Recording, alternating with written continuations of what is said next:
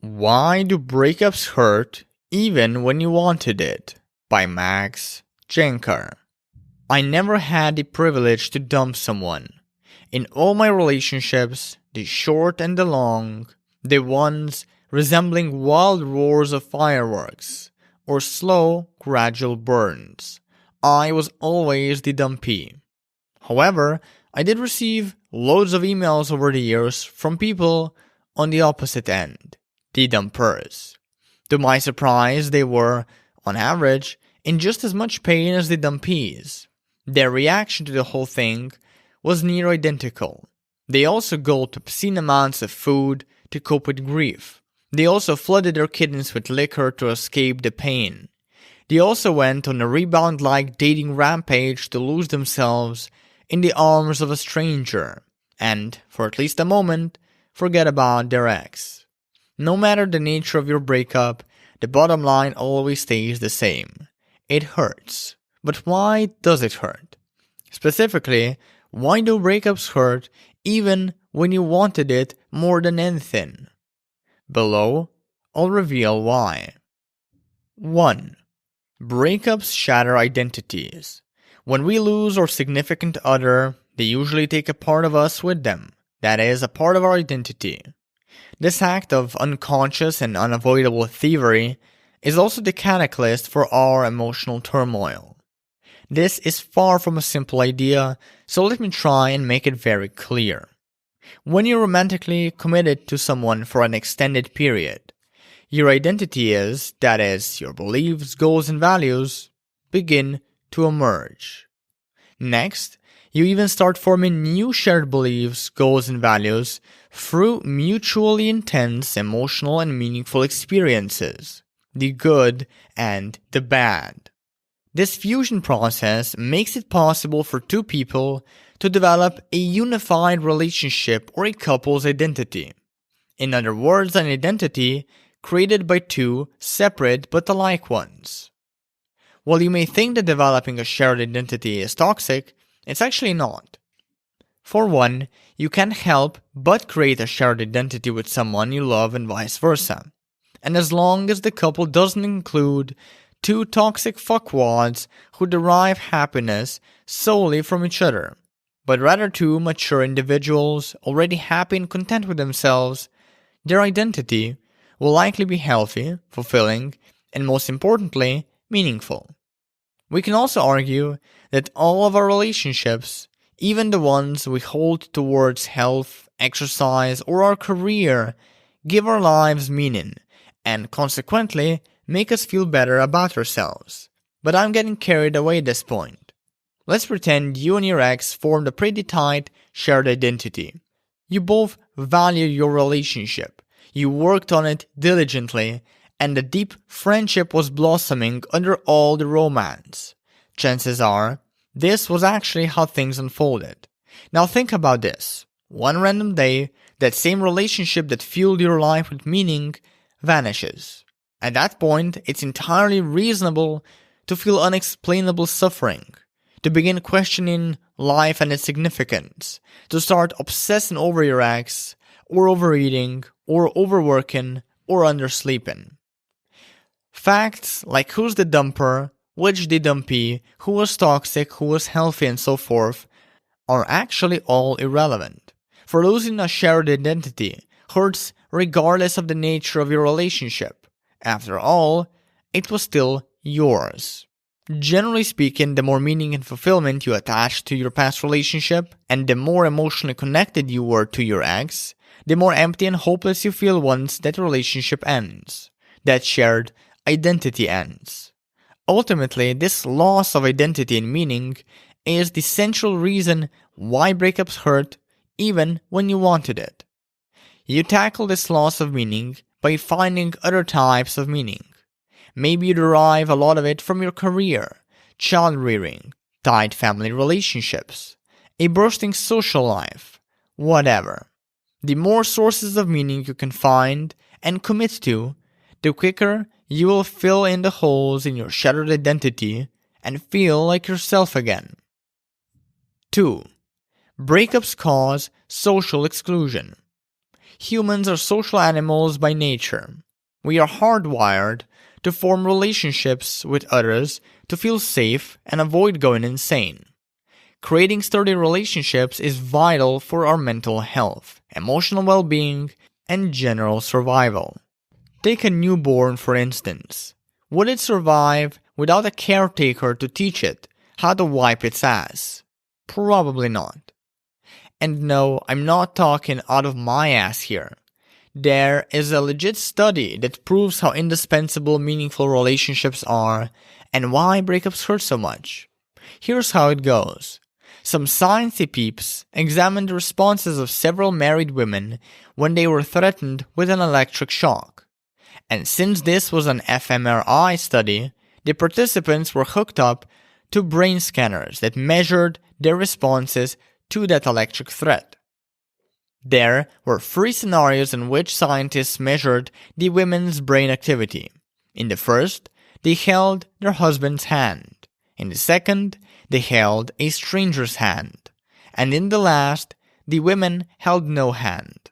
The results revealed that the women's brain activity in scenario 1, holding their husband's hand, was less active than the brain activity in the other 2 scenarios. What's even more impressive is that the quality of the relationship between the woman, test subject, and the husband holding her hand influenced the brain scan results. The stronger the relationship between the two was, the less the woman's brain was affected by the electric shock. Therefore, judging by how important relationships are for humans, it's no surprise that it stresses the hell out of us when a significant one ends. No matter who did the deed. At that point, anything threatening elicits a far more notable emotional reaction from us than it would if we still had a partner to latch onto. Here's how to counteract the entire thing and minimize potential breakup pain. Socialize. The worst thing you can do after a breakup is lock yourself into a room and sob all day and night. Go out, meet new people, hang out with friends. Yes, it's that simple. You will feel better afterward. 3. Breakups cause shame and guilt. Do you know the feeling when you're terrified to tell anyone about your breakup and the fact that you dumped your partner when you expected your relationship would stand the test of time? The thought of sharing this with someone mortifies you. It causes you to want to curl up into a ball, pull a blanket over your head, and disappear from the face of the earth. That feeling is shame. Feeling disappointed or even worthless with yourself for not living up to your ideal expectations. Feeling shame is feeling bad about who you are. And shame is one nasty little bugger. We all feel it from time to time, and it's a huge reason our breakups hurt so much. It can also fuck us up big time. It's linked to anger issues, hostility, emotional volatility, poor physical health, narcissistic tendencies, low self-esteem, and everyone's favorite, depression. Yikes. Now, guilt is very similar to shame. It translates to feeling bad about something that you did. And interestingly, shame can develop from guilt left unchecked. So when you reflect on whether you were too harsh or not harsh enough, when you dumped your partner, when you regret your decision for breaking up, or when you question it extensively, all of that leads to guilt. Truth is, none of us are free of guilt and shame. Sure, some feel less of them after dumping their partner, others feel more. But in any case, whenever you feel it, the best thing to do is to practice vulnerability. Open yourself up emotionally instead of closing off. Face your fears and insecurities instead of burying them under the rug and pretending they're not there. Be willing to get hurt for the sake of authentic, often even therapeutic expression. It's the hiding of your shame and guilt that makes your breakup so damn painful. For in that hiding, you deflect your inherent responsibility for life. Therefore, do the opposite. Expose your shame and guilt. Counterintuitively, it's this expose that leads to increased self-esteem, improved well-being, and less pain. 4. Breakups cause uncertainty. This is probably the most widespread reason why breakups hurt, and it often leads people to sabotage their recovery with questions like, why hasn't my relationship worked? What have I done wrong? Was I not good enough for my ex? Why couldn't my ex just be different?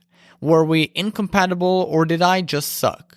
Was I a horrible boyfriend/girlfriend? The more you'd ask yourself these things, the deeper you'll settle in uncertainty as well as anxiety and confusion. Eventually, those feelings can produce a nasty inner critic and a pretty sickening form of self-talk. And as a result, you'd quickly slump into depression and misery. Here's what you need to know about uncertainty. It's never going away. Certainty is an illusion. Almost nothing in life is certain. Therefore, the best way to tackle the issue is get good at feeling bad. Basically, the more you avoid negative emotions, the more those emotions will paradoxically screw you over at some point. Ignoring the fact that you are grieving will only make you more miserable. Ignoring the fact that you are angry will only make you explode at some later point. Ignoring the fact that you feel uncomfortable will only make you more uncomfortable. So turn toward your emotions and not away from them. That's essentially how you become more resilient, by learning to be okay with uncertainty. Now, when it comes to self-talk, know this. Both negative and positive forms are bullshit. Follow neither. You're not a worthless idiot for leaving your partner, but you're also not someone who deserves all the feel-good shit in the world. You are just you. Another speck of dust floating around meaningless infinity and perpetual uncertainty. Don't fight it, learn to live with it. 5. Breakups cause physical pain. Imagine two scenarios. In the first, you just spilled yourself with a burning Starbucks brew. In the second, someone showed you a photo of your recent ex. On the surface, these two scenarios seem pretty different. But when we examine the underlying pain beneath each one, we can uncover a funny similarity. Both generate an identical sort of suffering. There have been numerous studies concluding that the same brain parts activated when you're dealing with physical pain are also activated when dealing with the emotional pain of a breakup. And then there were even more studies that backed up those studies. One found that our brain releases natural painkillers, the same painkillers released amid physical pain when we are faced with rejection. Another one explained the profound connection between the physical and emotional pain of breakups within our expressions. For instance, let's say you spill yourself with boiling hot coffee. How do most people describe the scenario? Well, they often say it was like a slap in the face, or they say it hurt like hell. Interestingly, when we are heartbroken, we often say the same things about our breakup. We describe physical pain as emotional and vice versa. Our linguistic patterns are also not exclusively only in English. Researchers proved that many cultures worldwide use the same or near identical terminology to describe their emotional and physical pain. All of this shows how breakup pain is comparable to physical pain, particularly that of a hot coffee spill. And here's my little personal theory to end things off. If breakup pain is almost identical to certain physical pains, and physical pain normally heals and goes away in time, the whole notion of time heals all wounds, something I've been confused about since this blog started, might be truer than I thought. What do you think?